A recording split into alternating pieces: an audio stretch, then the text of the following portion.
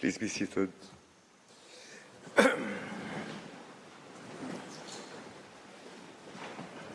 The sitting is open. The court meets this morning to hear the single round of oral argument of the State of Israel on the request submitted by the Republic of South Africa on May 10, 2024, for the indication of additional provisional measures and the modification of previous provisional measures in the case concerning application of the Convention on the Prevention and Punishment of the Crime of Genocide in the Gaza Strip, South Africa versus Israel. I now give the floor to the co-agent of Israel, Mr. Ghilam Noam. You have the floor, sir.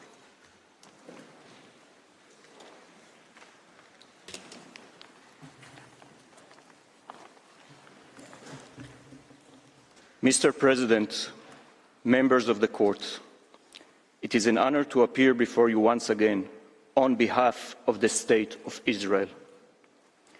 This case, even by its very name, the application of the Convention on the Prevention and Punishment of the Crime of Genocide in the Gaza Strip, suggests an inversion of reality. It has given rise to South Africa's egregious and repeated efforts to bring Israel before this court through the obscene exploitation of the most sacred convention. South Africa presents the court yet again, for the fourth time within the scope of less than 5 months, with a picture that is completely divorced from the facts and circumstances.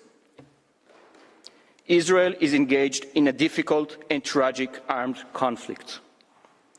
South Africa ignores this factual context, which is essential in order to comprehend the situation, and also ignores the applicable legal framework of international humanitarian law. It makes a mockery of the heinous charge of genocide. As Israel has previously stated before this court, when dealing with the law, facts matter. Truth should matter. Words must retain their meaning. Calling something a genocide again and again does not make it genocide. Repeating a lie does not make it true. Here in the Peace Palace, it cannot be otherwise. Mr. President, Israel received notification of this hearing on Monday, less than 4 days ago, while it was observing a particularly painful National Remembrance Day. This notification came as a great surprise, because the court had already invited Israel to submit its observations on South Africa's request in writing by Wednesday of this week. Israel was preparing its written observations when the court suddenly announced that it would hold an oral hearing instead. In seeking to accommodate the court's decision, Israel immediately reached out to its legal team so as to guarantee that it could properly be represented by counsel. That proved impossible, as Israel's lead counsel is shipborn this week, and other counsel were likewise unable to come to The Hague on such short notice. For this reason, Israel wrote to the court in good faith, asking that the hearing be rescheduled to next week. It explained that the dates fixed by the court significantly impacted Israel's ability to be sufficiently well represented and the fundamental principle of equality of arms. Israel's request was rejected. The date of this hearing remained that which South Africa had expressly requested. The regrettable result is that Israel is not represented today by its chosen team of counsel and advocates. The equality of the parties and the administration of justice have been severely undermined. Out of respect for this court, the same respect that Israel has shown through all these past several months, Israel's co-agents have nonetheless traveled to appear at this hearing. South Africa's complaint yesterday that Israel has failed to respond to its current request is therefore wholly unfounded. Israel expects that the court will appreciate the predicament that Israel has been placed in. This is all the more so given that South Africa yesterday quite radically changed the terms of its requested provisional measures, which Israel has been given less than 24 hours to respond to. Mr. President, members of the court, bearing all that in mind, allow me to recall 4 basic facts that South Africa continues to conceal. It is highly regrettable, to say the least, that these basic facts must once again be stated in this great hall. First, Israel is engaged in a war it did not want and did not start. It is under attack and fighting to defend itself and its citizens. Since the horrific onslaught that began on 7 October 2023, which saw thousands of Israeli citizens brutally slaughtered, mutilated, raped, and injured, and 254 women, men, and children taken hostage into Gaza, Hamas and other terrorist organizations in Gaza continue to attack Israel, including by indiscriminate rocket fire into Israeli cities and towns. They have vowed to try and repeat the atrocities of 7 October many times over. Since the beginning of the hostilities, more than 10,000 rockets have been fired from the Gaza Strip towards Israel, with the aim of killing as many Israelis as possible. The last 2 weeks alone saw 278 rockets launched. Damage of an unprecedented scale has been caused to Israeli civilian homes and infrastructure, with entire communities destroyed. Approximately 60,000 residents of towns in southern Israel remain displaced from their homes 7 months on. It may be years before they are able to return to their homes and rebuild their communities. Sirens continue to go off across the country as rockets, missiles, and drones are launched against Israel from several fronts. Rafah, in particular, is a focal point for ongoing terrorist activity. It is a stronghold for Hamas's operatives, with several battalions belonging to the Rafah brigades entrenched in the area. Also present in Rafah is an intricate underground tunnel infrastructure that runs underneath the city and provides ample space for operatives, command and control rooms, and military equipment. Nearly 700 tunnel shafts have been identified in Rafah, from which approximately 50 tunnels cross into Egypt. These tunnels are used by Hamas to supply itself with weapons and ammunition. It could potentially be used to smuggle out of Gaza hostages or Hamas senior operatives. Since the start of the present hostilities, more than 1,400 rockets were fired from Rafah alone, including more than 120 in the last 2 weeks.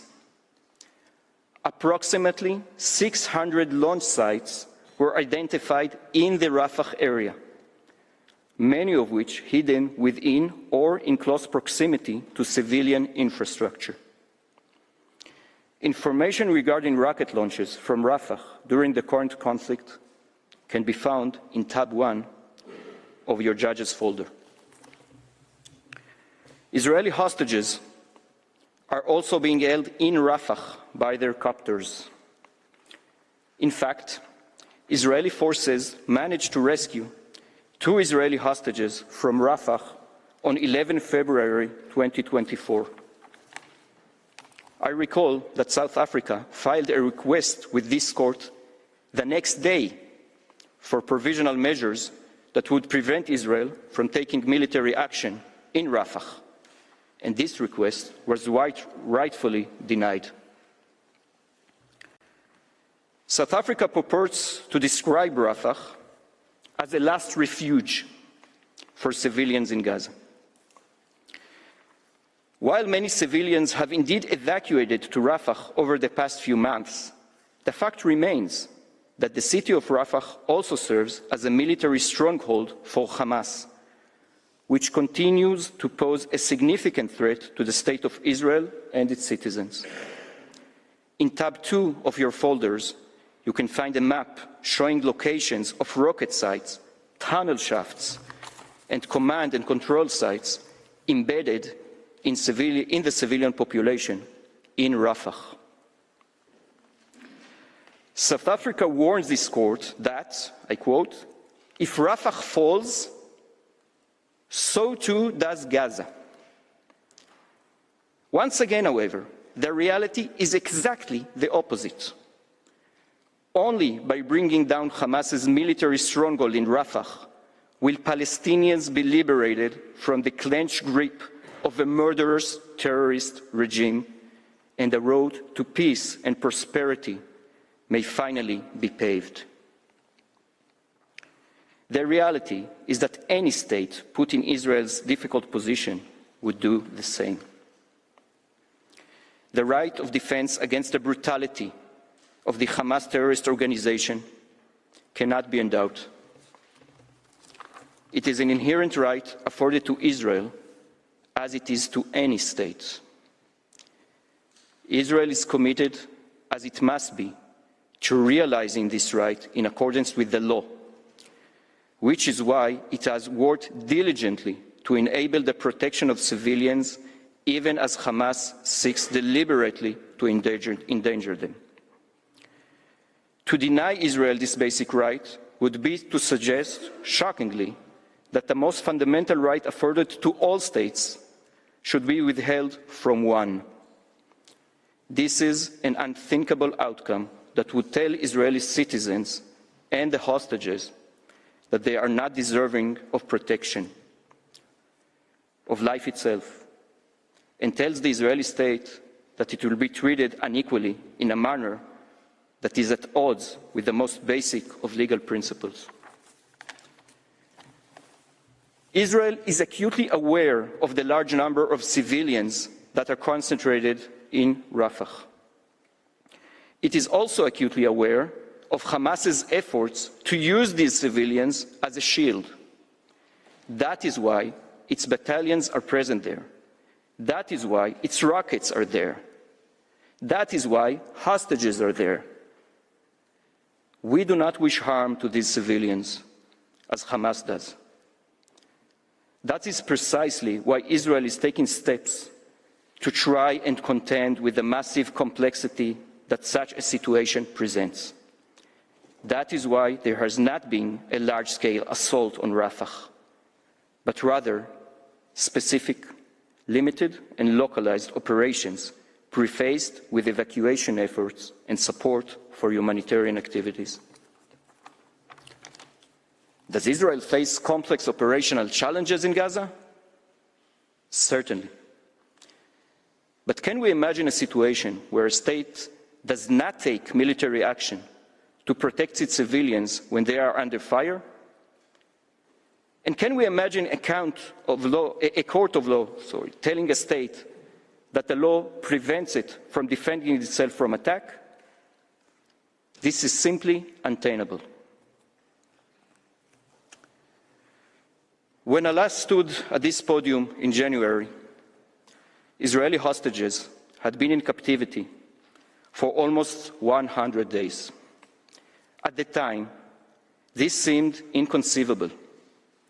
Yet the hostages have now been in captivity for over 7 months. More than 130 children, women and men, including the sick and elderly, have now been held in Gaza for 224 days, incommunicado and in inhumane conditions. Among them is 23-year-old Hirsch Goldberg-Polin. Hirsch was abducted from the Nova Music Festival in Re'im, severely injured.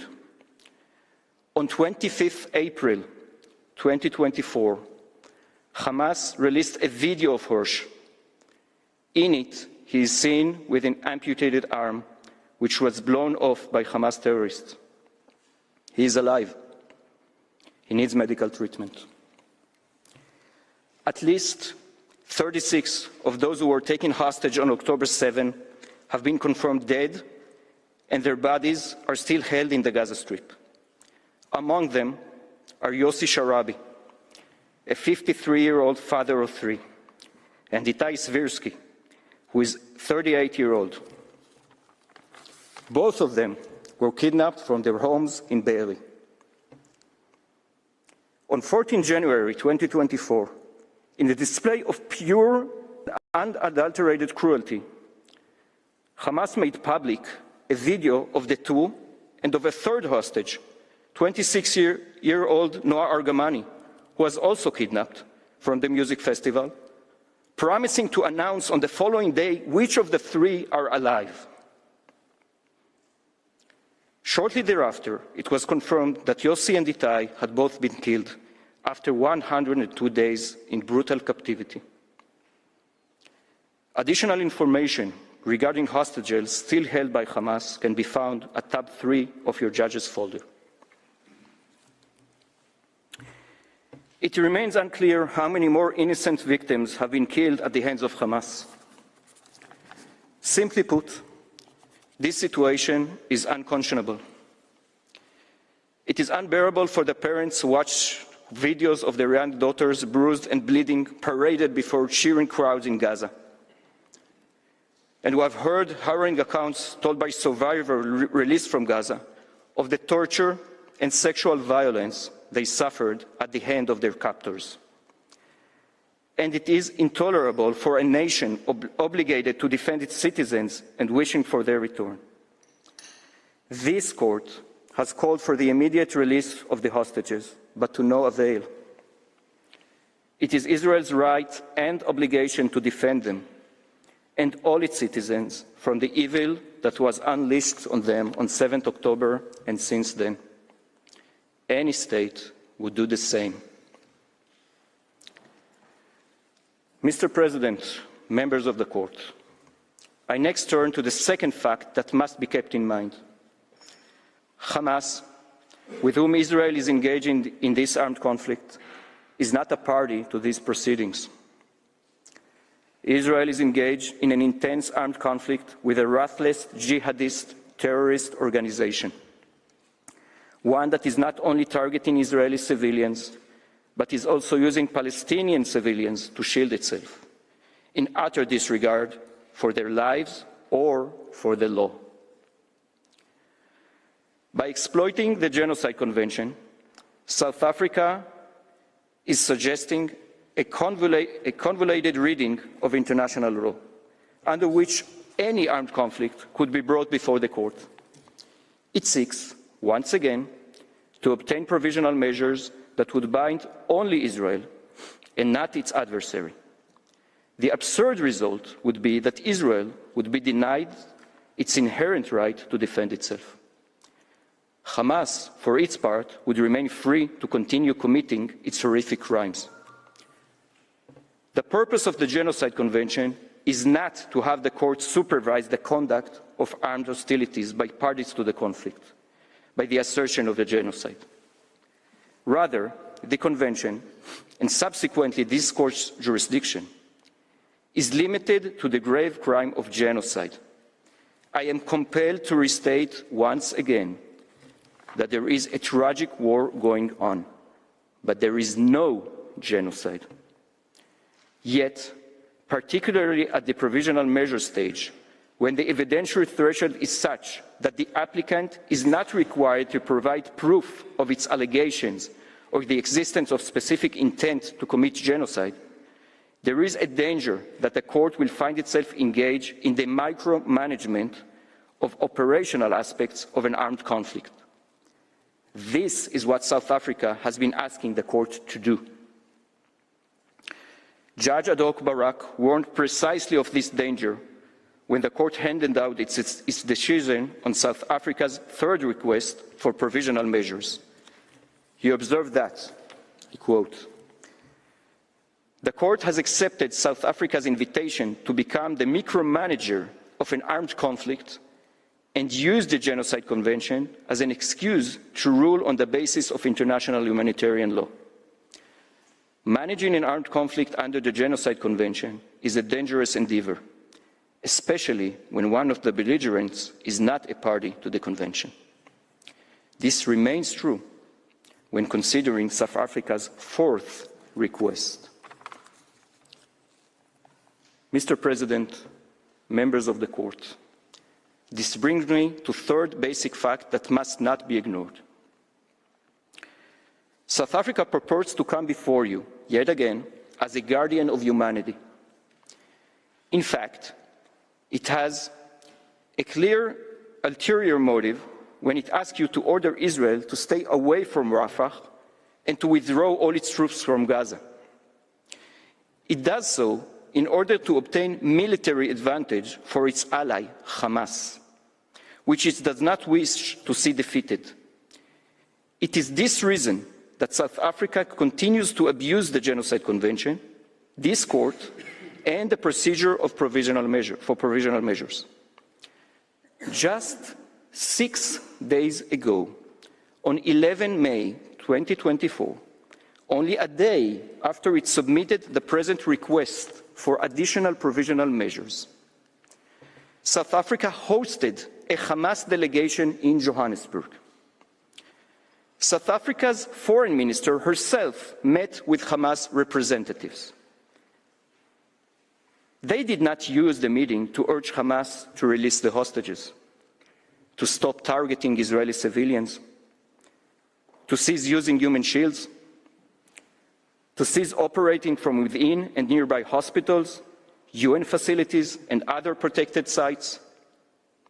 They apparently met to discuss their continued campaign against Israel in the court and on the ground. Mr. President, members of the court, South Africa is not interested in the truth, nor is it interested in law or justice.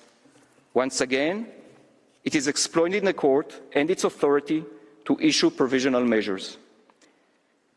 It is in no rush to reach the merits of this case when it will have to substantiate its baseless claims with evidence that simply does not exist. Israel, for its part, has shown nothing but respect for the judicial process and for the law more generally. As the court will recall, on 28 April 2024, Israel provided the court with a lengthy report detailing, inter alia, the numerous steps that Israel had actively and effectively taken to address the humanitarian situation in the Gaza Strip, consistent with the court's previous orders. Rather than first responding to Israel's report, South Africa rushed to submit yet another request for provisional measures, its fourth, for fear that Hamas's last significant stronghold will fall. Hamas itself has repeatedly rejected every offer for a ceasefire. On 25 April 2024, 18 states called upon Hamas to release immediately the hostages still being held in Gaza. They said, and I quote, "We emphasize that the deal on the table to release the hostages would bring an immediate and prolonged ceasefire in Gaza that would facilitate a surge of additional necessary humanitarian assistance to be delivered throughout Gaza and lead to the credible end of hostilities."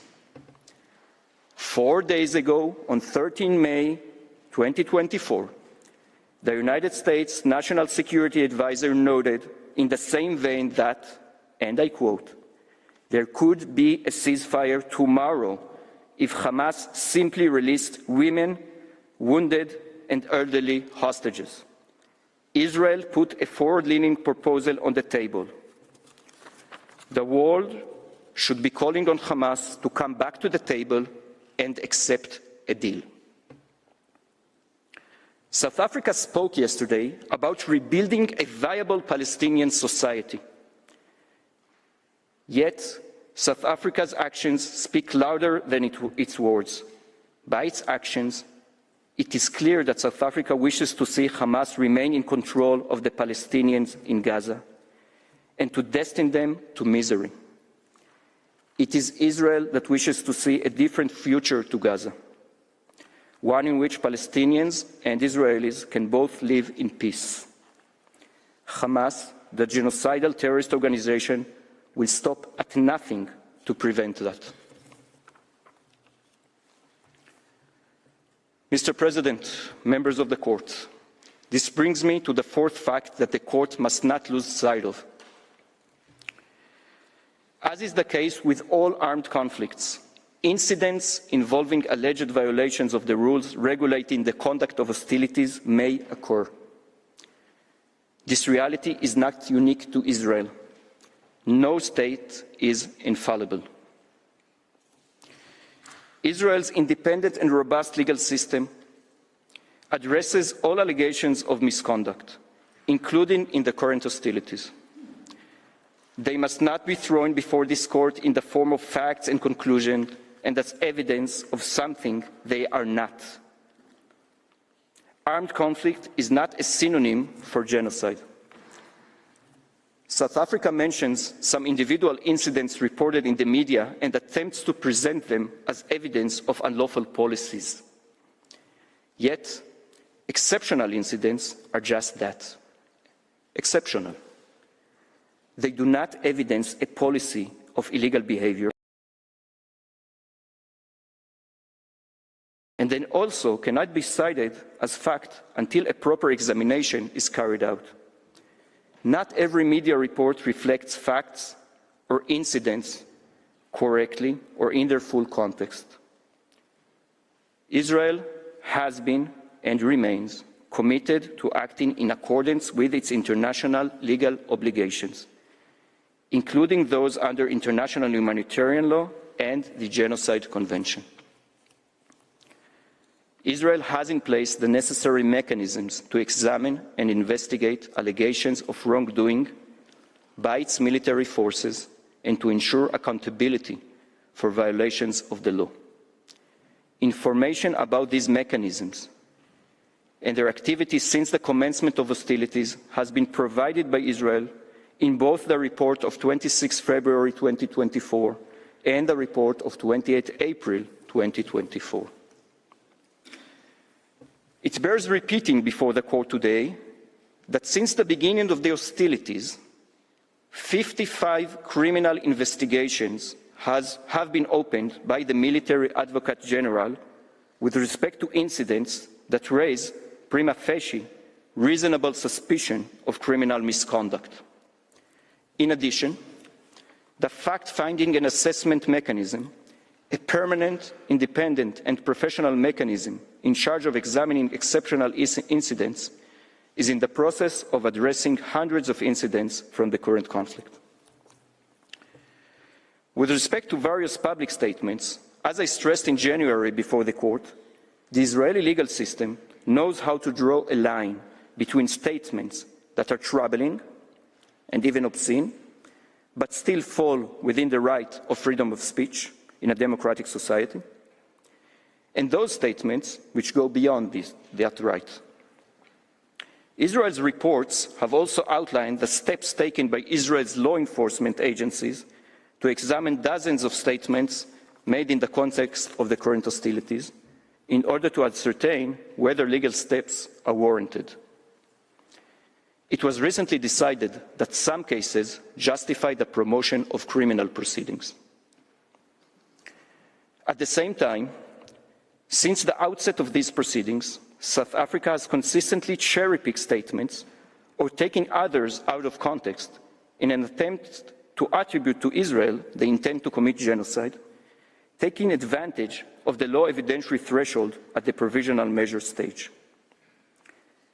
It does so in the present request as well, attributing to Israel alleged genocidal aims and acts based on statements clearly calling for victory over Hamas and for its destruction. Israel has made repeatedly clear that the policy and instructions for conducting the hostilities stem from the decisions of the Ministerial Committee on National Security Affairs and the War Cabinet, and not from various social media accounts or interviews. As Ms. Kaplan-Turgeman will explain, the decision of the Israeli cabinet and their implementation on the ground leave no doubt that South Africa's allegations regarding genocide are completely and utterly baseless. Israel's law enforcement authorities also act to counter Israeli protesters who blocked the transfer of aid from Israel to Gaza. The Israeli police secures coordinated convoys during their passage in Israel. With respect to the incident of May 13, during which protesters caused damage to aid trucks, the Israeli police is prioritizing the investigation, which was assigned to a special investigation unit. It has already resulted in the investigation of several suspects and witnesses. The authorities are acting in this regard and will continue to act in order to investigate and prosecute, if appropriate, and to ensure the continued effective and efficient transfer of humanitarian aid. As part of a lessons learned process, an improved mechanism was adopted by the police and the IDF to ensure the safety of the convoys. Finally, even during hostilities, the door of Israel's High Court of Justice, a central pillar of Israel's robust and independent legal system, are open to those who seek to challenge the actions of Israel's government.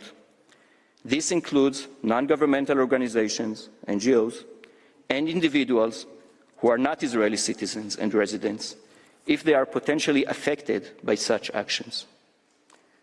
In fact, Israel's High Court of Justice is currently reviewing a petition submitted by a number of Israeli NGOs concerning the humanitarian situation in the Gaza Strip. The court is reviewing the compliance of the Israeli government's policy with both international humanitarian law and Israeli law.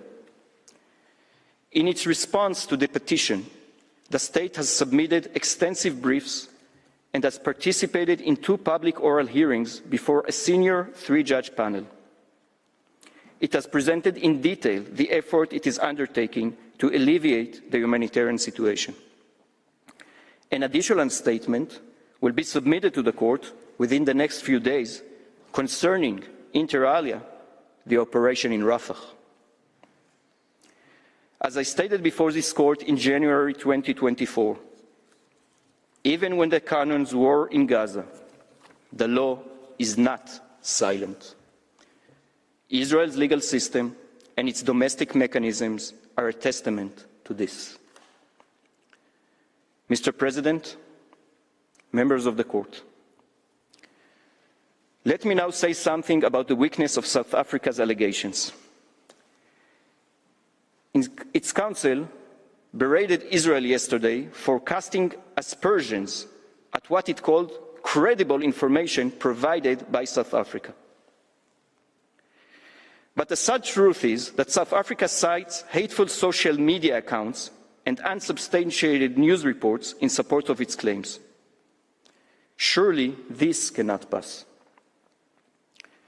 An additional flaw in this regard is South Africa's heavy reliance on documents prepared by third parties or under the auspices of the United Nations, when these cannot be said to constitute sufficient evidence of a reliable quality.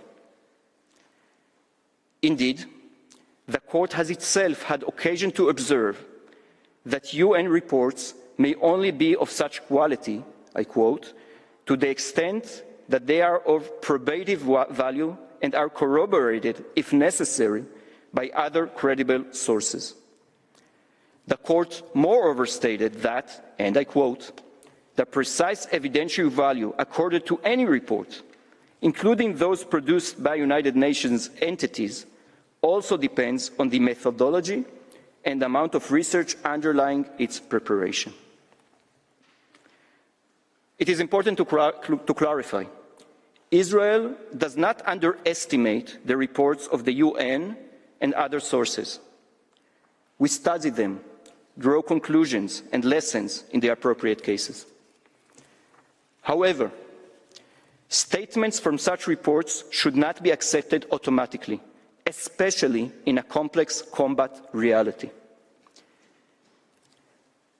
These words of caution are of particular significance in the present case, as the materials cited by South Africa have been prepared without access to relevant and necessary information, including that held by Israel, and often without any attempt to access such information.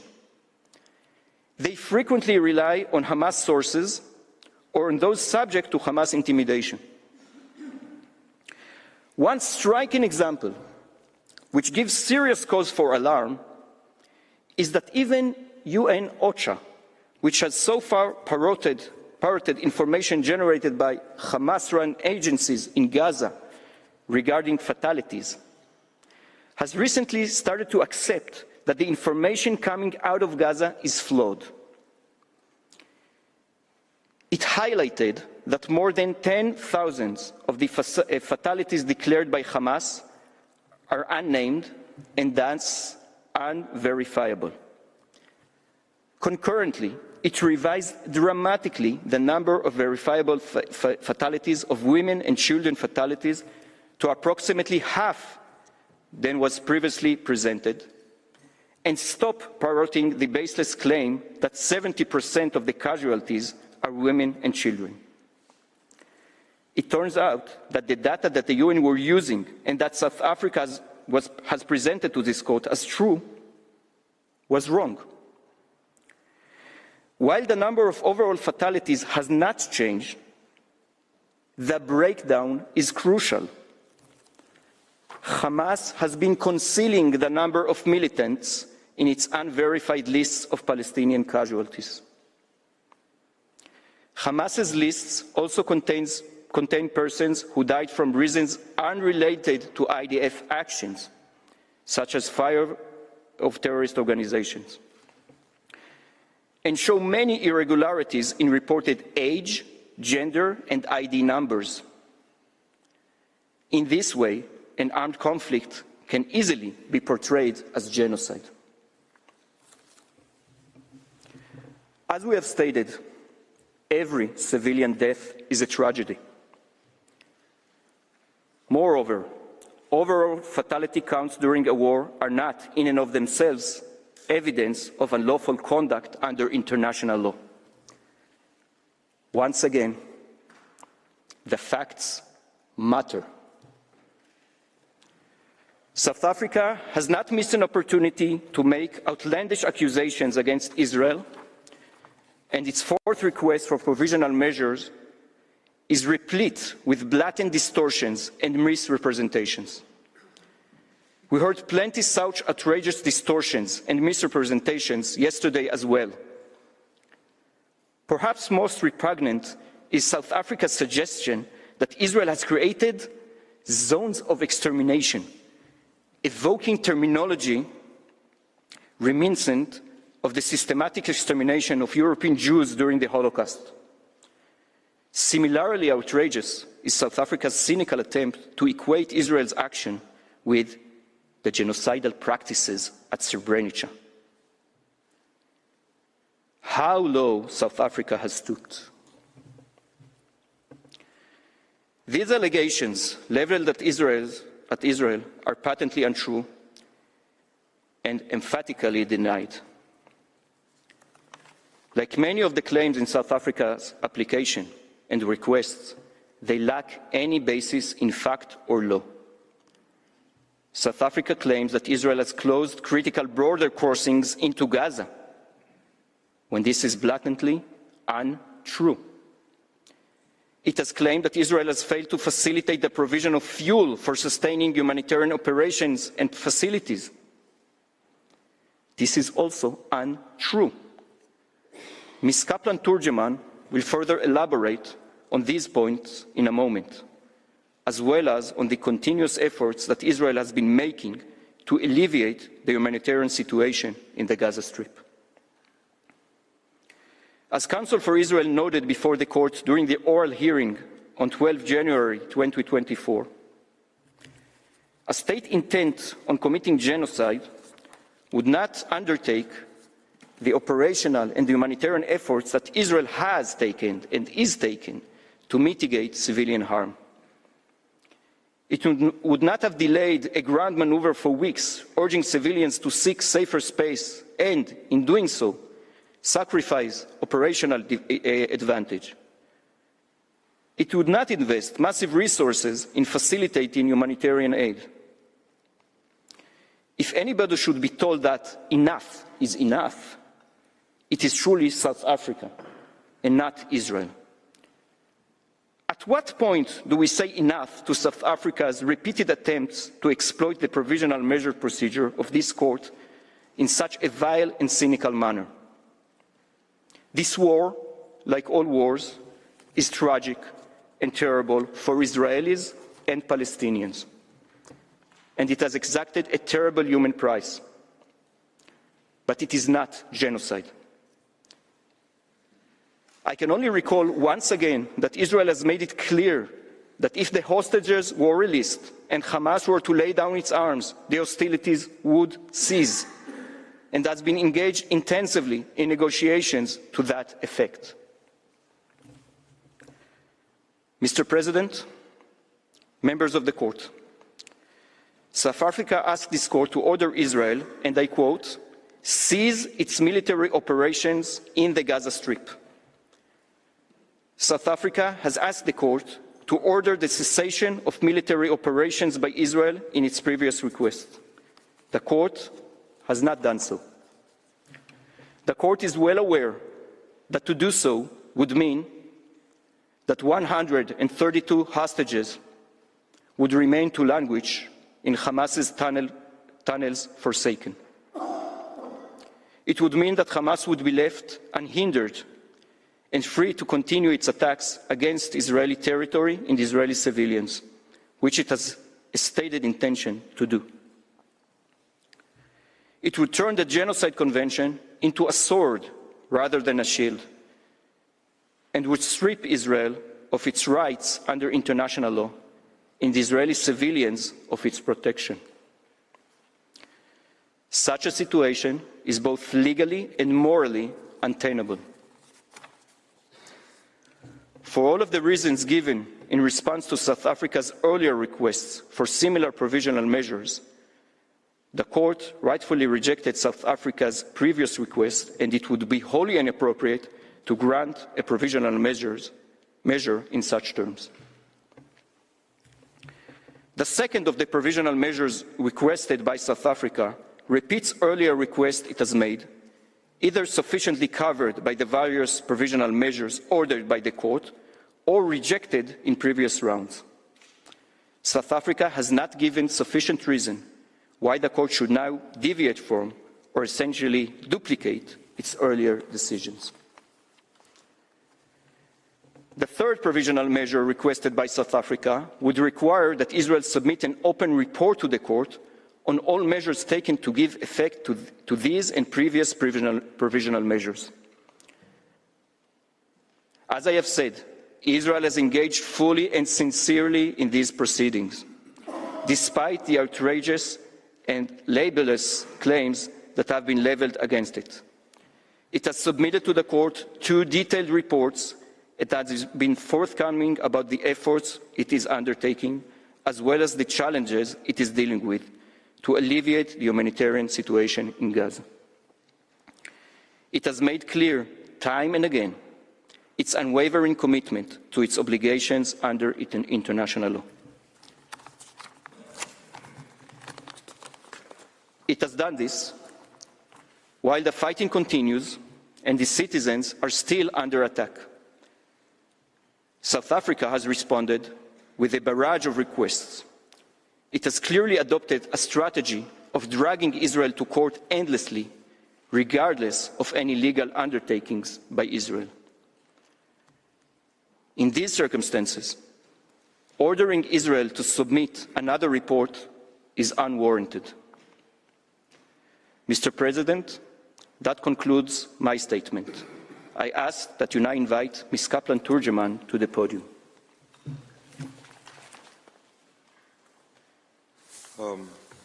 I thank the co-agent of Israel and ask Ms. Tamar Kaplan-Turgeman to take the floor. You have the floor, Madam. Mr. President, members of the court, it is an honor to appear before you on behalf of the State of Israel. As you have just heard, Israel is still under attack. We are still counting more and more of our dead and attending 2,000 more who are wounded. No less than 132 children, women, and men are still held hostage in unimaginable conditions by Hamas and other Palestinian militants in Gaza. Tens of thousands of Israeli citizens are internally displaced. Most of them have not seen their homes in over 7 months. many have no homes to return to. The very grave effect of the horrific massacre of 7 October continue to ripple through our people and communities, who must not be forgotten. They too are worthy of international law's protection.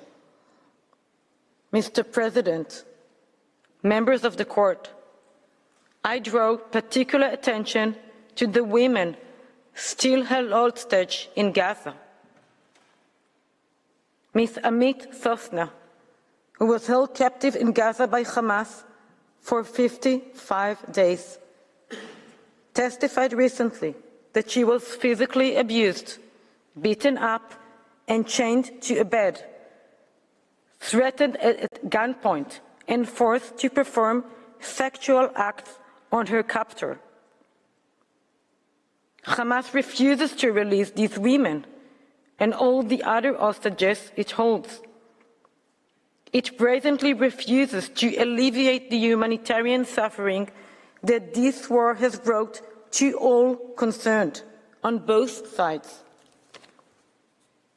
It has turned down numerous proposals for a ceasefire, and it continues to favor death and destruction as a strategy. We heard nothing about that yesterday.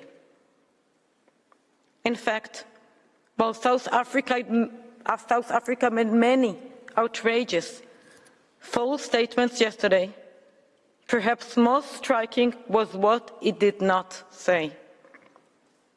We have hardly heard the word Hamas, even though it is Hamas that has brought about all the suffering and pain that we are witnessing, the suffering of Israelis and Palestinians alike. Instead, we sat here and listened to venomous accusations, to language that is so hateful, so out of touch with reality, that it was difficult to believe we are in a court of law. Mr. President, members of the court, there is no doubt that this war is tragic and has caused great suffering on both sides. Again, this is Hamas's doing. South Africa provides an account that is not only incredibly partial, it is also distorted. But to apply the law properly, to impart justice, surely the facts must matter. These facts cannot but show that Israel is seeking consistently to abide by the law in the excruciating circumstances of warfare that Hamas has deliberately created. The blatant misrepresentation we heard yesterday cannot alter that.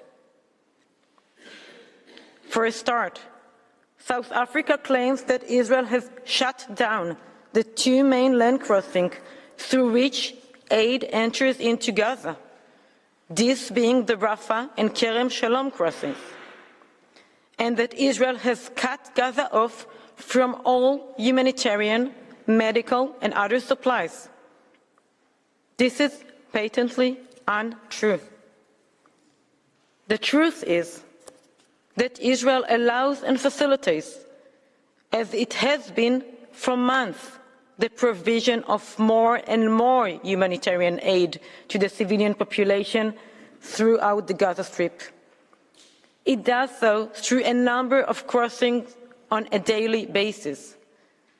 I refer the court to the map that is now on the screen before you, and also at tab 5 of your folders. Contrary to South Africa's claim, the Kerem Shalom crossing has been in continuous operation since December 2023, with one recent exception between the 5th and 8th of May, when it was closed after Hamas fired at Kerem Shalom. Even though Hamas fire continued on 8, 10, 11, 12 May, and several times even yesterday, the crossing remained open, allowing more and more aid to flow in. This crossing has been the central entry point for aid for months. I know that South Africa has not only wrongly alleged that the Kerem Shalom crossing has been shut down, it also requested that Israel relinquish control over it. I hardly need to say much about this request, given that Kerem Shalom is situated on sovereign Israeli territory. As for the Rafah crossing, to say that Israel closed this crossing is inaccurate at best. Its operation was disrupted on May 6, and since then, Israel has taken active measures and has been in intensive discussions with Egypt, supported by other international actors, in an effort to resume the flow of aid. In the meantime, and in keeping with its consistent efforts, Israel has taken immediate measures to ensure that alternative paths are available for the continued increase in its provision of humanitarian assistance to the Gaza Strip. In this context, the Prime Minister of Israel convened 2 high-level meetings to ensure continued adequate response to the humanitarian situation in the Gaza Strip. The Prime Minister instructed the relevant authorities in Israel to take immediate interim steps to enable increased flow of aid to Gaza Strip through other routes and sources. South Africa neglected to mention yesterday that the total amount of aid entering Gaza in the last few days is now once again increasing significantly. Indeed, on 12 May, a new land crossing was opened at Erez West. It joins yet another new land crossing, fully operationalized, on May 1st at Erez East, which together allow for the entry into Gaza of additional 200 trucks per day after their inspection elsewhere. An additional land route bringing aid into Gaza since March 2024, which again is fully operational, is Gate 96. This land route brings aid directly into northern Gaza, thus reducing the risk of looting of aid convoys that otherwise make their way to the area from the southern part of the Strip. For this purpose, Israel allows Palestinian truck drivers from Gaza to enter Israeli territory following security checks in order to collect and upload humanitarian supplies. Israel has done a great deal to expand the capacity of land crossings, including by extending the working hours there. It has also expanded infrastructure and roads supporting the operations of the crossing. The Israeli government allocated approximately 52 million United States dollars to the implementation of such efforts. We heard nothing about all of that yesterday. Aerial routes remain in operation so as to allow for direct parachuting of aid into Gaza. Such operations are undertaken almost daily, involving a significant number of states. Many thousands of aid packages were provided in this way by dozens of operations in recent weeks.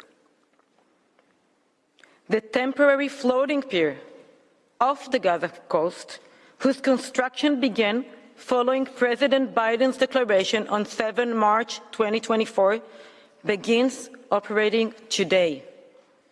It is expected to enable the delivery of approximately 2.2 million food portions per day by the World Food Programme. I should add that this location too came under Hamas fire last month while construction was underway. Further progress in relation to maritime routes was achieved last week when Israel and Cyprus adopted on 8 May technical arrangements which aim to facilitate the implementation of the Cyprus Maritime Corridor, about which Israel has previously informed this court. This corridor was already utilized even prior to the concluding of the arrangements, but they will further improve its operation. Is this what a hermetic closure looks like?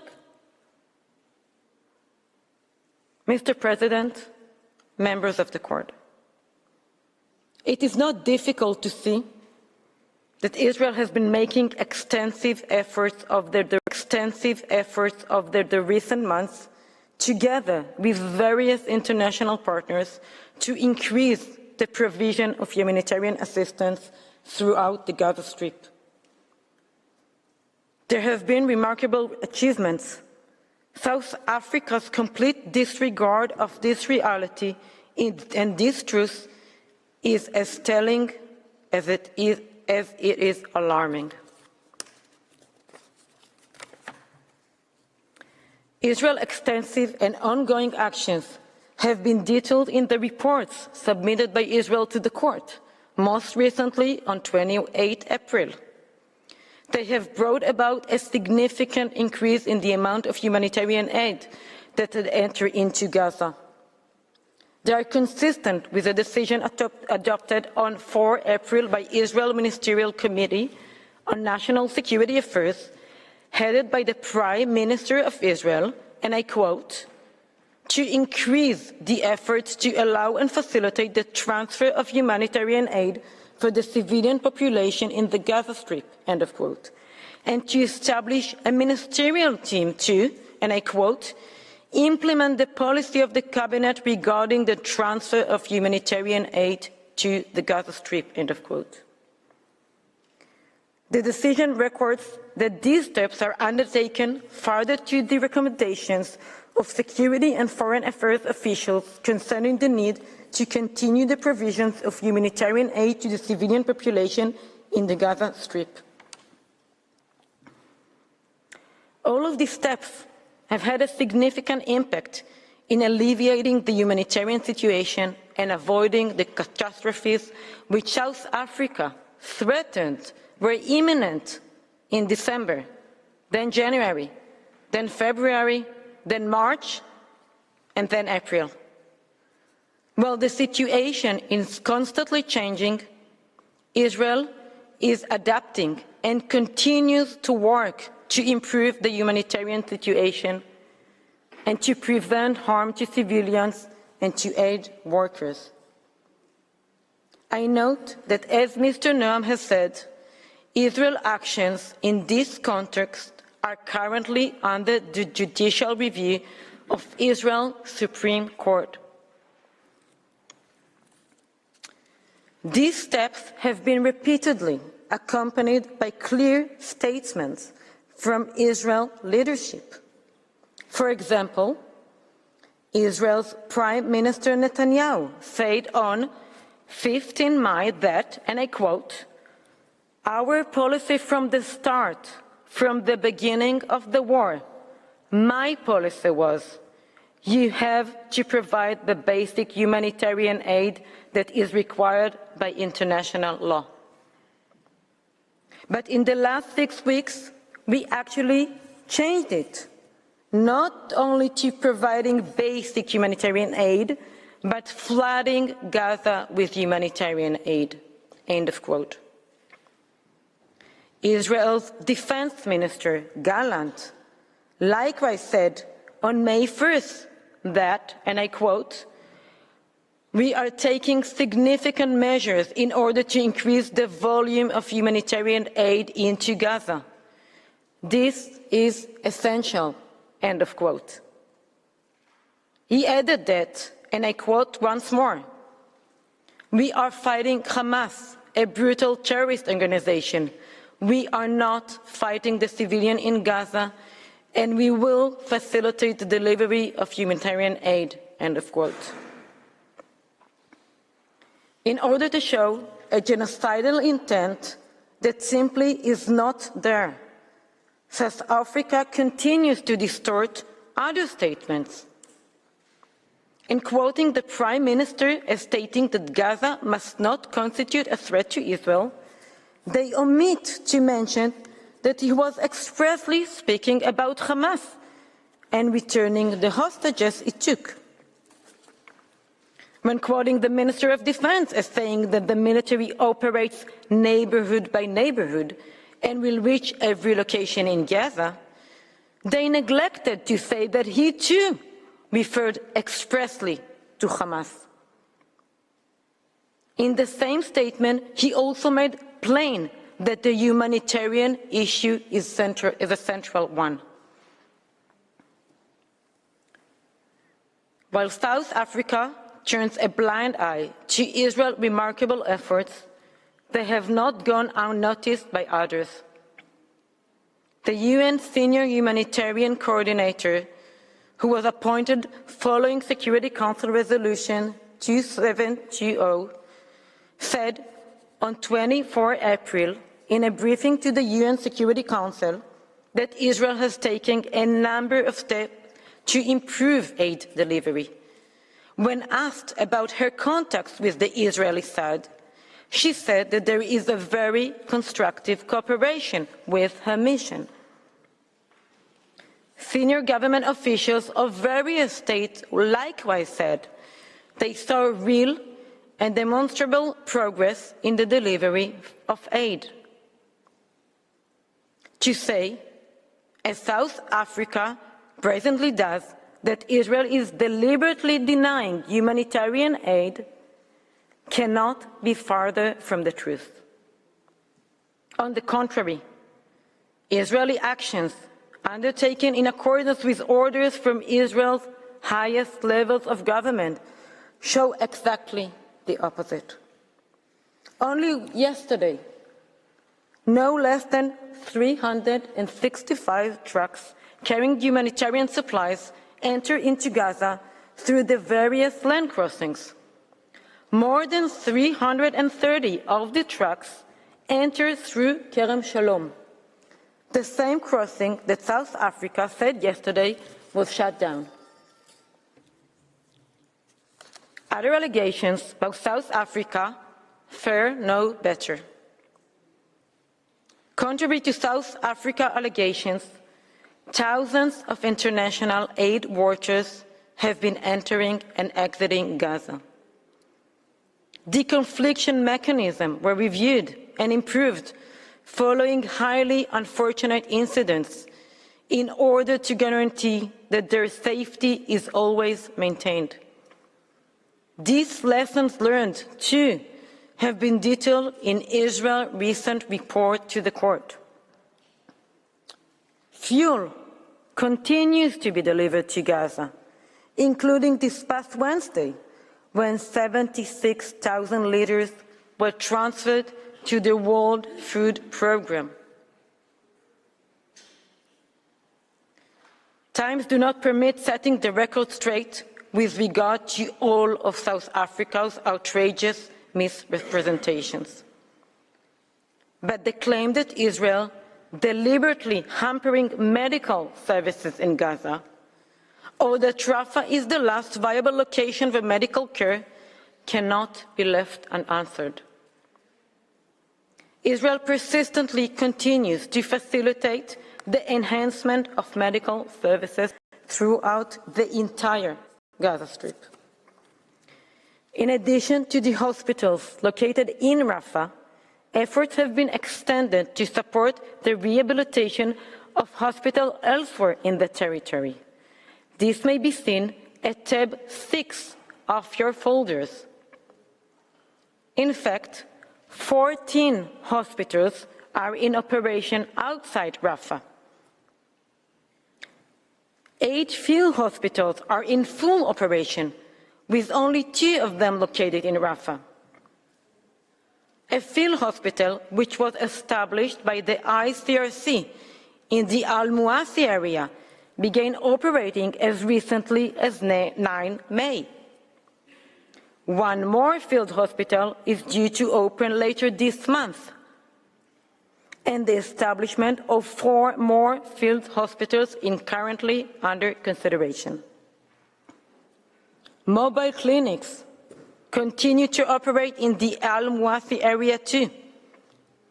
Collaboration with a host of international actors, including the World Health Organization, continues in order to strengthen and expand medical care all over. South Africa would do well to tell its ally, Hamas, to stop exploiting hospitals and other protected sites as military command centers. And since we heard grave misrepresentation yesterday about the Shifa hospital, it must be made clear that even during very intense fighting in the Shifa hospital, after Hamas reinstated the hospital compound as a military hub, the IDF took proactive steps to ensure continuous medical care to patients hospitalized there. Despite the intense military activity on the premises, no patients or medical staff were harmed during the operation by the IDF. On 22nd March 2024, the IDF brought into the hospital, in the course of its operational activity, trucks carrying medical equipment, food and water, including over 10,000 units of medicine, hundreds of painkiller packages, over 100 packages of bandage and IVs, and dozens of advanced medical monitoring devices. Contrary to the impression that South Africa sought to leave you with, the IDF Chief of Staff said to the forces on that location that, and I quote, "We do everything not to harm patients, not to harm medical staff. In this operation, not one medical staff was harmed, no patients were harmed, and many terrorists were killed and captured," end of quote. He said that the hospital is not a safe place, not safe for terrorists. South Africa even saw fit to present to the court a false translation in its attempt to create intent. The soldiers in the video shown yesterday were not saying to destroy, but to dismantle Rafah, a clear reference to Hamas capabilities. South Africa ignores any such statements that show Israel's true intention. It had to distort the facts to sustain its libel of genocide in such repugnant terms as final stages and extermination zones. Israel continues to take extraordinary measures in order to minimize harm to Palestinian civilians in Gaza. These have been described at length to the court in the previous hearing and in our written submission, and ignored to the same extent by South Africa. Time permits only several examples, one of which is that Israel has sent over 15 million text messages informing civilians of planned IDF activity in specific areas so that they can avoid them.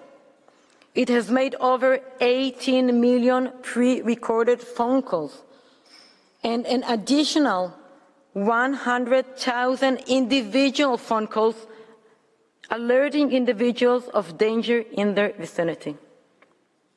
Over 9 million leaflets dropped over specific areas have provided civilians with information as to where humanitarian aid may be accessed and how to leave zone of combat.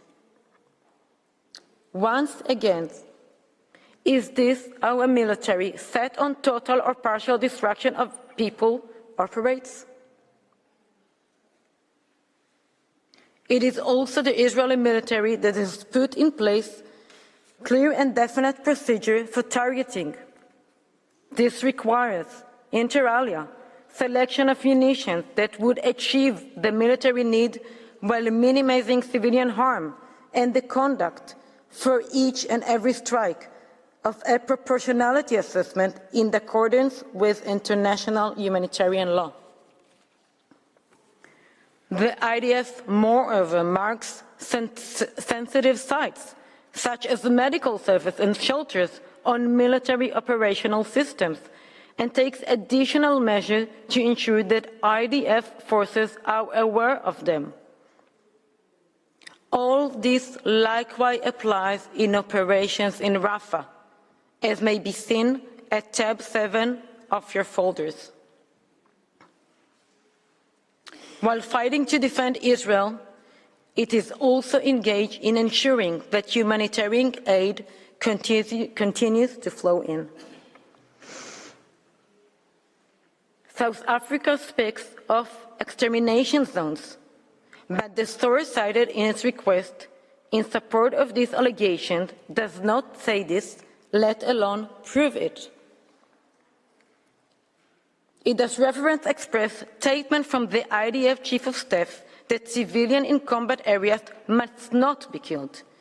An official statement by the IDF that the IDF does not define areas where anyone present could be shot. And a discussion of the IDF review of exceptional incidents where there are allegations of violation of this rule.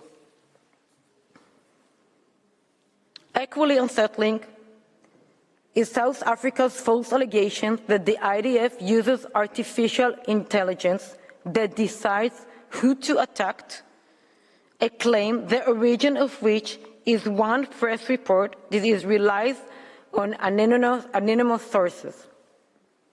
Unfortunately, South Africa did not tell the court yesterday of Israel's official response to the report, which states clearly that the claims are simply not true. South Africa's claims regarding IDF attack procedures are also false. Mr. President, members of the court, if South Africa seeks to point to any change in the situation since your order of 26 March, it should have acknowledged all these remarkable humanitarian efforts by Israel. It should also have recognized the crimes committed constantly by Hamas and the circumstances that compel Israel to respond to them, as any state would. Instead, it offers grandstanding and rhetoric, no real evidence. That's just a transparent attempt to relitigate the same matter one more time and to extract more and more from this procedure. Mr. President, members of the court, even if South Africa could establish a relevant change in the circumstances, which it has not done, it has not established any change in the situation that would justify the extreme measure that is now seeking. The measures currently in place are entirely sufficient and no further ones are needed.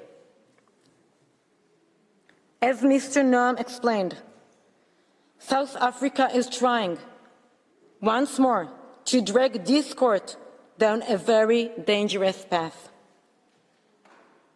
It will have you say that a sovereign state that is under a persistent attack, whose citizens are held hostage in brutal conditions, cannot defend itself or its citizens. As you have consistently made clear, there is no international law to this effect. Indeed, it is inconceivable that there would be. Mr. President, members of the court, we must be very clear.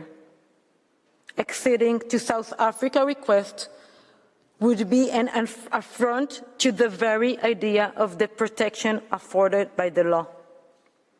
For the court to accede to South Africa's request is to enable Hamas's battalion to continue to target Israel, to attack humanitarian crossing, and to destine the Palestinians in Gaza to perpetual war. Is to enable Hamas to reconstitute its forces in order to commit the 7 October atrocities again and again, as they have vowed to do. It is to condemn the hostages to near certain death. What would it mean for the women still held in captivity? Granting South Africa's request would be to side with a terrorist organization, which will no doubt celebrate any such decision. It is to legitimize, protect, and reward Hamas's despicable method of warfare, to enable its heinous crimes to persist, with all the consequences that might follow. Mr. President, members of the court, it is one thing to require that Israel abide by its international legal obligations and protect civilians when exercising its inherent right to defend itself. But to deny Israel that inherent right is a different thing altogether. It is unthinkable. Can it really be maintained that if hostages are brutally held captive in Rafah, Israel cannot come to their rescue? Can it really be maintained that if Hamas continues to use Gaza as a launching pad for its indiscriminate attack, Israel cannot defend itself against them? We respectfully submit that international law offers a clear answer to these questions. Mr. President, members of the court, on this basis and in accordance with Article 60, Paragraph 2 of the Rules of Court, I now proceed to read Israel's final submission.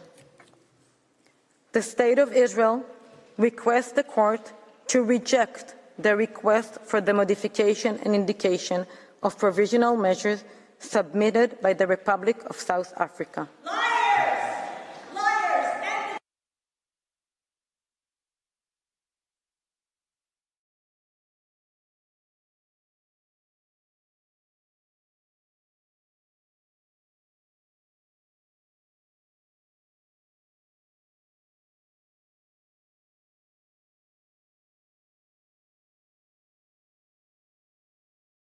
Thank you.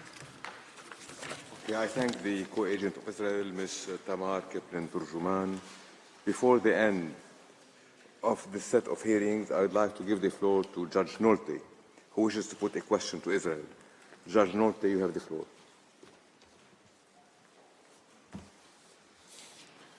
Thank you, Mr. President. My question is, can Israel provide information about the existing humanitarian conditions in the designated evacuation zones, in particular Al-Mawasi, and how it would ensure safe passage to these zones, as well as the provision of shelter, food, water, and other humanitarian aid and assistance to all evacuees that are and can be expected to arrive in these zones. Thank you, Mr. President. I thank Judge Nolte. The written text of this question will be communicated to the parties as soon as possible. Israel is invited to provide its written reply to the question no later than tomorrow, Saturday, May 18, 2024, at 6 p.m. Furthermore, any comments South Africa may wish to make in accordance with Article 72 of the Rules of Court on response by Israel must be submitted no later than Monday, May 20, 2024, at noon. This brings to an end the oral proceedings on the applicant's request for the indication of additional provisional measures and the modification of previous provisional measures in the case concerning application of the Convention on the Prevention and Punishment of the Crime of Genocide in the Gaza Strip, South Africa versus Israel. It remains for me to thank the agents, counsel, and advocates of the applicant and the respondent for their statements in the course of these hearings. In accordance with usual practice, I would ask the agents to remain at the court's disposal to provide any additional information the court may require. The court will render its order on the request for the indication and modification of provisional measures as soon as possible. The parties will be advised in due course as to the date on which the court will deliver its order at a public sitting. Since the court has no other business before it today, the sitting is declared closed.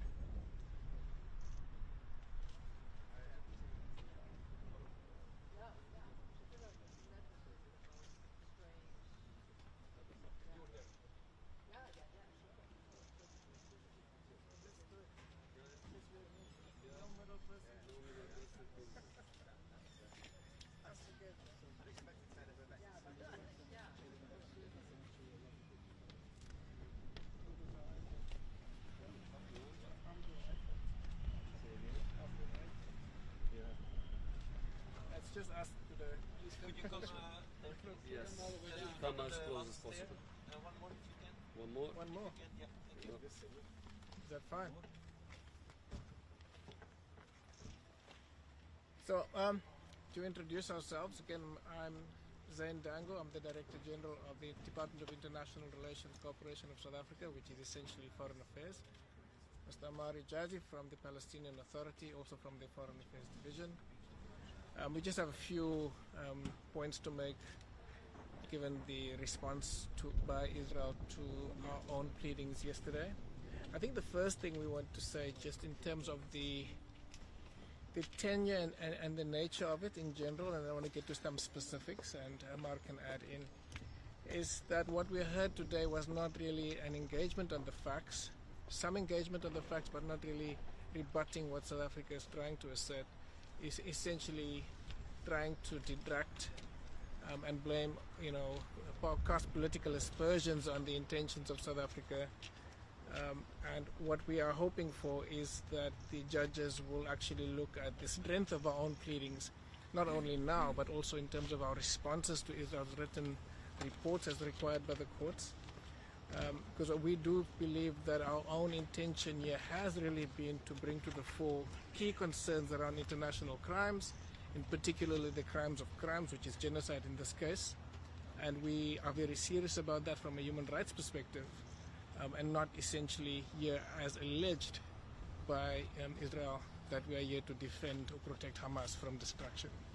And I think that if one looks at the evidence base that's been brought to not just this court, but to all of us through the various means available before journalists when disallowed, is the evidence of the massive destruction of people, lives, but also, domicide is a new term emerging, the destruction of homes, hospitals, schools, universities, all the means necessary for a group to sustain life, which is essentially at the core of the Genocide Convention. Some of the specificities, when we made our first application in December, and we followed that up with our oral pleadings, we were very clear in how we looked at October 7th.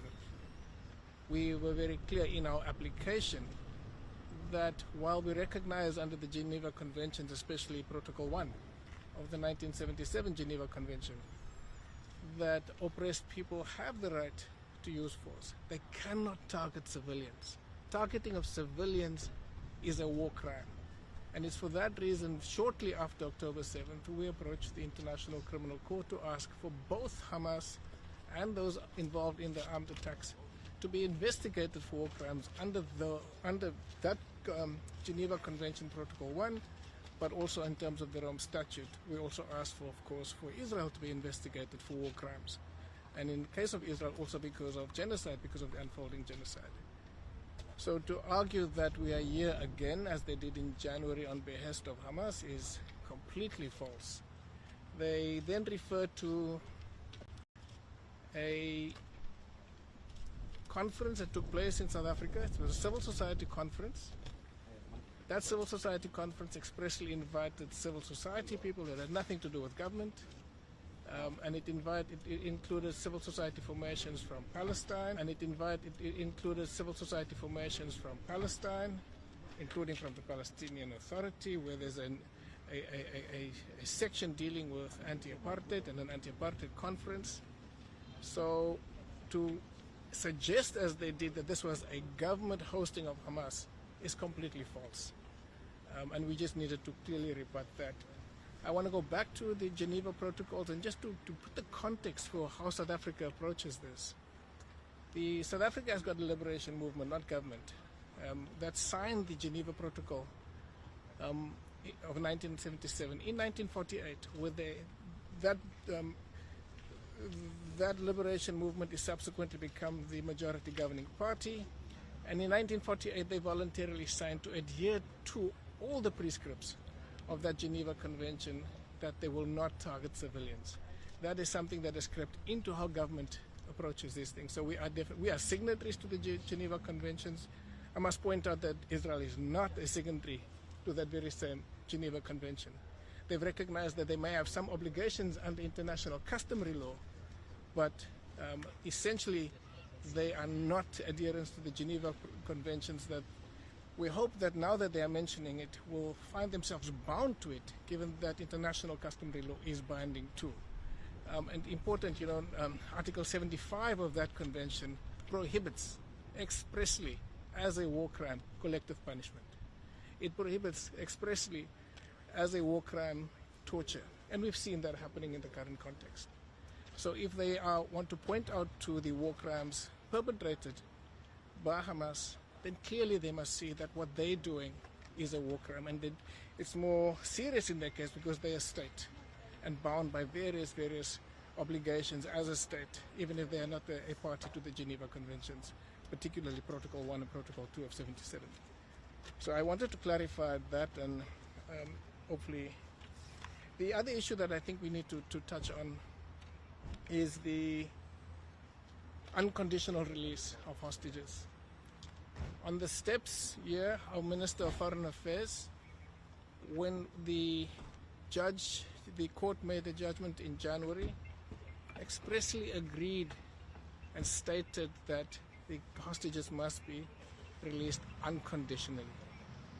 We have made that expressly clear in various statements as well, because we recognize, in terms of that very same Geneva Convention 75 that we hold dearly, that hostage-taking breaches the Geneva Convention. But that also then includes the unlawful detention of Palestinians without trial, thousands of them, which is tantamount to hostage-taking.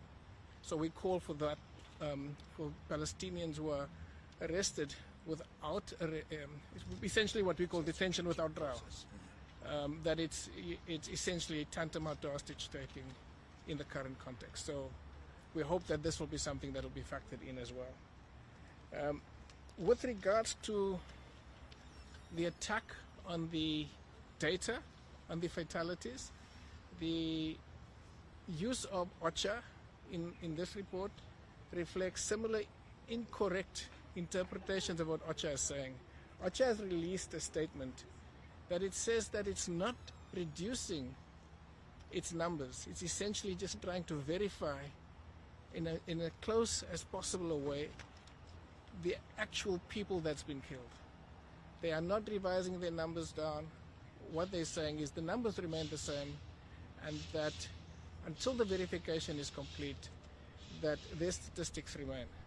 I think the best thing for the court to do and for the media to do is to interview OCHA directly on this. OCHA has released a statement on this. I'm not going to go through OCHA's statement. OCHA can speak for themselves. But attack on UN and UN figures, I mean numbers, not the individuals. There's also been attack on the individuals in the UN, undermines international law in a way that seeks to discredit the information base that this court and other bodies use, both as to collect evidence but also to hold Israel account. So I wanted to clarify all of these issues from our perspective. Amar? Yes, thank you. Well, let me say the following. I think what we heard today is a delusional presentation and a parallel reality that is contrary to everything that the international community, the relevant institutions, the numbers of humanitarian workers who were killed, the number of journalists, the live stream of this genocide, which you have all seen. Israel wants us to disbelieve what everybody is seeing lively, including in relation to humanitarian aid and everything.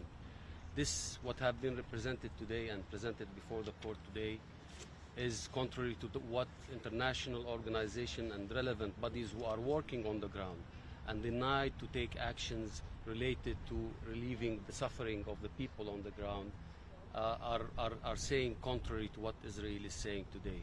Israel today tried to draw a parallel reality which does not exist, and I think it is exposed in the sense that every international and relevant body have spoken against such claims. What I want to say is also what we have seen in relation to the aid convoys. It's not about numbers, but the reality is about the attacks on these aid convoys. And you have, journalists have reported from the ground the attacks on the civilians when they were trying to reach these aid convoys. It's about also what we are seeing today in the West Bank, the streets of the West Bank, where settlers are destroying all the aid that is coming in through Jordan to Gaza, and under the eyes and the watch of the Israeli soldiers.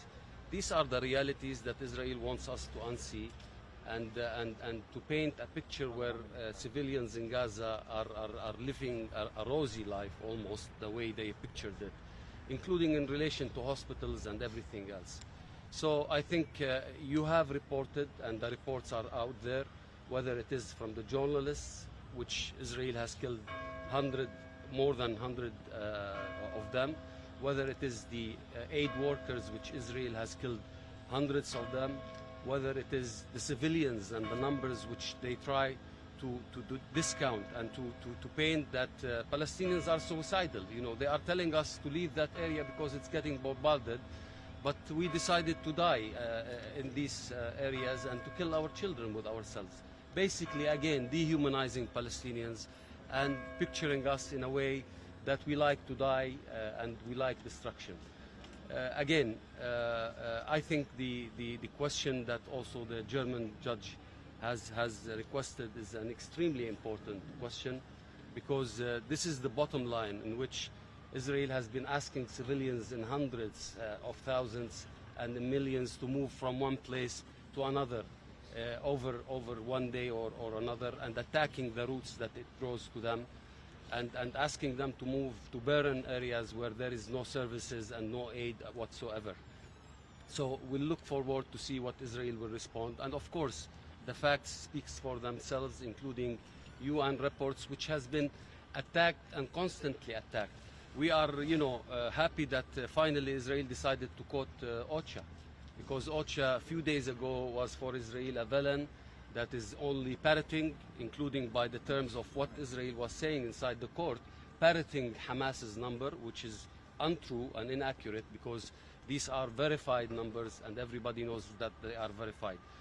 One last example of the amount of parallel reality that we heard today in the court is what Israel is doing in relation to the only body, UNRWA, which is responsible for disseminating of aid. Israel refuses to allow UNRWA to act. Israel attacks UNRWA and UN places of aid and gathering where people are gathering. And this is the reality. They have said it in front of everyone. They have attacked the Secretary General of the United Nations, which they refuse his facts and his realities, in which he said contrary to everything that we heard inside. We can go on and on. We don't want to hold you forever, but what we heard is a pure fantasy today in the court. And I think facts and the reports of courageous journalists on the ground, including aid workers and relevant international bodies, is what matters, and this is what South Africa relied on in its submission. Thank you very much, ladies and gentlemen. Just as much as we wouldn't like to keep you here forever, we hope you can return the favor. Please do ask 2 questions maximum, and introduce the media house you're coming from and state your questions. Raise your hand and I will point at you. Thank you very much, Abdullah Imasi from Al Arabi TV. My first question is that Israel told ICJ that South Africa case makes a mockery of genocide. What is your reaction on that? And also, what do you expect the ICJ ruling to be? Are you optimistic? Thank you. So I think the first thing is the Genocide Convention is very clear on what constitutes the crime of genocide. It's a suppression crime. The same provisions are found in the Rome Statute. And in terms of how we approach the court, we're following the law to the letter. Genocide turns on intent. We looked at intent coming from Israeli senior officials. We first raised that in our application in January. We repeated that in our oral arguments in January. We repeated some of that yesterday. We didn't have the time to go into detail. When the merit stage emerges, we'll be able to put a fuller account of intent. Intent is at the heart of genocide, and we feel that we have a very strong case. And we feel that even in this provisional measures stage, where we don't necessarily have to prove intent at this stage, we've put enough evidence before the court on the genocidal intent coming from Israeli leaders. So we are not making a mockery of the Genocide Convention. Nobody is exempt from international law. There's no special exemption for any state from any provision in international law. The Genocide Convention does not exempt the Israeli state from genocidal actions. And to argue that is to argue for exceptionalism. And we believe that exceptionalism has given rise to the kinds of impunity that we see Israel behaving with. If you heard the opening statements from my colleague here, that institutional impunity has been there for 7 decades. Disregard for international law, disregard for binding resolutions of the Security Council over many, many years. Most recently, the binding resolution that called for a ceasefire for the month of Ramadan, and the provisional orders which are binding. So we are not making a mockery of international law. We are trying to use it to the best of its extent. It is Israel that actually has to be held accountable for not complying. So in terms of what we hope from the court, we can only hope that we've put the evidence base in front of them for them to make the best decision possible. Thank you very much. Sir? Carlos Dada from El Faro in Salvador. You have specifically asked the court to order a ceasefire while Israeli troops are mounting around Rafah. What I mean is there's some kind of urgency in your request. I wanted to know if you explicitly asked for a date for a response, for it to make sense. So we have not explicitly asked for a date. We've expressed urgency, given the fact that you've just outlined, and the fact that even as we speak, attacks continue, that we've seen that immediately after our application was launched, attack moved from Rafah to, again, the north of Gaza. So we hope that the court will make a decision urgently, and judging by the manner in which they're engaging with us, I do think they will give us a rather speedy response, maybe perhaps early next week. Any more questions? One last one. Yes, sir. About these months from Reuters. Which media house? Reuters. Reuters. So there was an incident inside and the live was cut. Could you tell us what happened and what your reaction to it was? There was I think one of the people in the gallery, we're not sure who. Gallery. It's a public gallery, and basically just shouting out in protest, essentially. Yeah. And that person was then escorted out. Yeah. Thank you. Ladies and gentlemen, thank you very much. Thanks. All right. Yeah.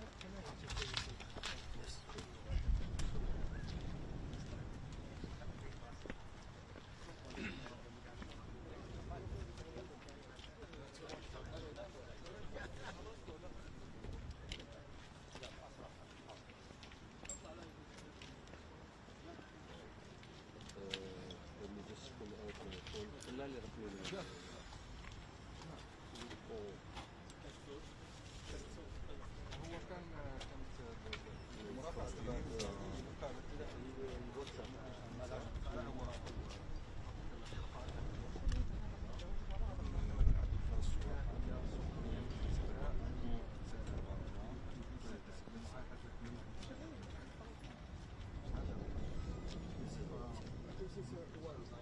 Last one, yeah. Yeah, just a number. No, thank you. Yeah, I heard where you are from. Thank you. Good. Thank you very much.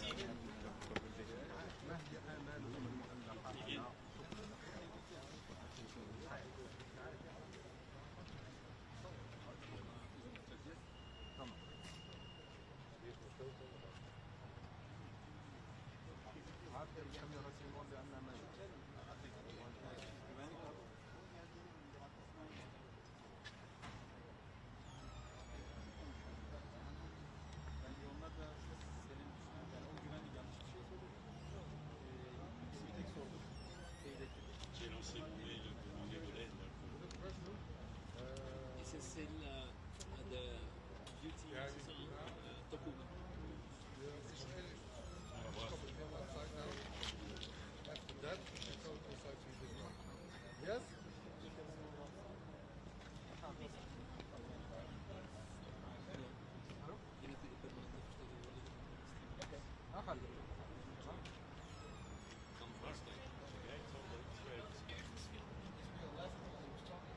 here?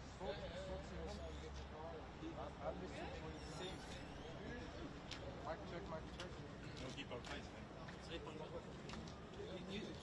You saw these